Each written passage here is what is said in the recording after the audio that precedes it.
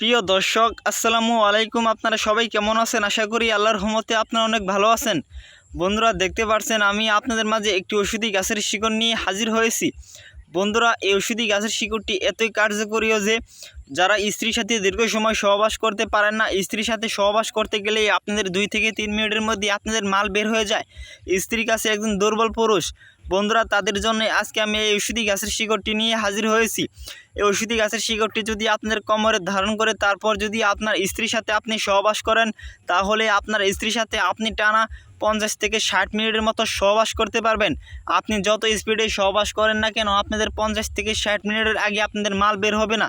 যদি এই ওষুধি গাছের শিকড়টি কোমরে ধারণ করার পর যদি আপনাদের দুনিয়ার বুকে এমন কোনো নারী থাকে যে আপনাকে লজ্জিত করেছে, আপনাকে পরাজিত করেছে, ওষুধি গাছের শিকড়টি কোমরে ধারণ করার পর বন্ধুরা ওষুধি গাছের সাথে আমি আপনাদের পরিচয় করে দিচ্ছি। এই ওষুধি গাছের নাম হচ্ছে চিনি চাম্পা গাছ। এই ওষুধি গাছটিকে বিভিন্ন অঞ্চলে বিভিন্ন নামে ডেকে থাকে।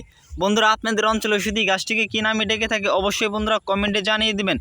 বন্ধুরা এই ওষুধি গাছের এই পাতাগুলো আপনারা দেখতে পাচ্ছেন, যাদের অনেক ডায়াবেটিসের সমস্যা বা আপনারা ডায়াবেটিসের কারণে কিন্তু আপনারা অনেক সমস্যায় পড়ে গেছেন, তারা যদি ওষুধি গাছের এই পাতাগুলো যদি আপনারা সকালবেলায় তুলে নিয়ে তারপর শিলপাটাতে বেটে তারপর যদি ওষুধি গাছের এই পাতাগুলো শেষে রস করে সেবন করেন, তাহলে আপনাদের ডায়াবেটিসের সমস্যা দূর হয়ে যাবে।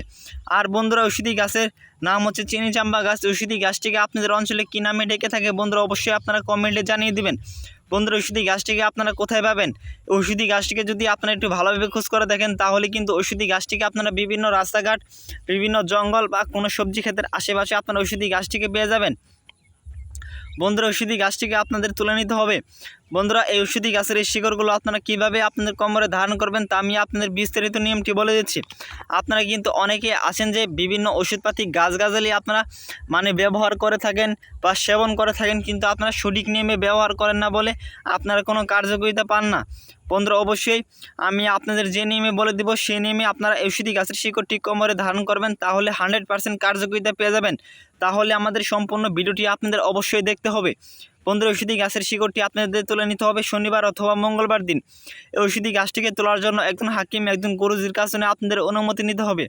যদি আপনার কোনো পরিচিত উস্তাদ বা হাকিম যদি না থাকে, অবশ্যই আমাদের কাছ থেকে ওষুধি গাছটিকে তোলার জন্য অনুমতি চাইতে পারেন। আমরা আপনাদের অবশ্যই অনুমতি দিয়ে দেবো ওষুধি গাছটিকে তোলার জন্য। অবশ্যই আমাদের চ্যানেলটি সাবস্ক্রাইব করে দিয়ে আমাদের পাশেই থাকবেন। বন্ধুরা ওষুধি গাছটিকে আপনারা শনিবার অথবা মঙ্গলবার দিন সন্ধ্যার সময় নিঃশ্বাস বন্ধ করে একটানে ওষুধি গাছটিকে তুলে নেবেন। তারপর ওষুধি গাছটিকে আপনারা বাড়িতে নিয়ে যাবেন। তারপর ওষুধি গাছটিকে আপনারা দেখতে পাচ্ছেন বাজার থেকে একটি তাবিজ কিনে আনবেন এক দামে। বন্ধুরা তাবিজটি যে আপনারা কিনবেন অবশ্যই আপনারা ওই তাবিজটি কোনো দামাদামি করবেন না, এক দামে ওষুধি গাছের তাবিজটি আপনারা তুলে নেবেন। তারপর ওষুধি গাছের তাবিজের মধ্যে সামান্য একটি শিকড় ভরে ওই তাবিজের মুখটি মোমবাতির আঠা দিয়ে লাগিয়ে একটি লাল সুতো দিয়ে আপনার কোমরে ধারণ করিতে হবে। যখন আপনার স্ত্রীর সাথে আপনি সহবাস করতে যাবেন 1 ঘন্টা আগে আপনি ওই তাবিজটি আপনাদের কোমরে ধারণ করবেন একটি নিয়ত করে, যে আমি আমার স্ত্রীর সাথে দীর্ঘ সময় সহবাস করার জন্য এই তাবিজটি আমি আমার কোমরে বেঁধে নিলাম। বন্ধুরা এইভাবে একটি নিয়ত করে নেবেন। তারপর আপনারা তারপর আপনারা 1 ঘন্টা আগে আপনি ওই তাবিজটি কোমরে ধারণ করবেন এই নিয়ত করে। 1 ঘন্টা পর দেখবেন আপনার মিসিং পাগলা ঘোড়ার মতো লাফাচ্ছে।